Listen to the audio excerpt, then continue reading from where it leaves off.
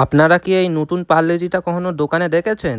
আমি তো এই প্রথমবার দেখলাম পারলেজি ডার্ক। এটা আমি অনলাইন থেকে কিনলাম, কখনো কোনো দোকানে দেখিনি। পারলেজি ডার্ক, আমি ভাবলাম ডার্কটা আবার কি, কালো পারলেজি। তারপর ভাবলাম যে চকলেট, সেটাই পারলেজি চকলেট। 20 টাকা দাম আর 120 গ্রাম আছে। শুধু অনলাইনেই পাওয়া যায়।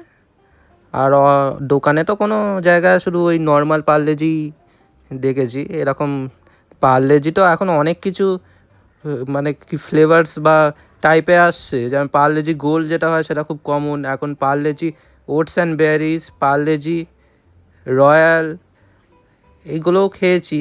এখন এই ডার্কটা খেলাম, পারলেজি চকলেট। ভাবলাম কি কেমন হবে। এইসব হচ্ছে এই নর্মাল পারলেজিটার মতোই দেখতে, শুধু কালো রঙে। একটা বার করে দেখাচ্ছি, নর্মাল পারলেজি মতোই, শুধু একটু কালো কালো রঙের।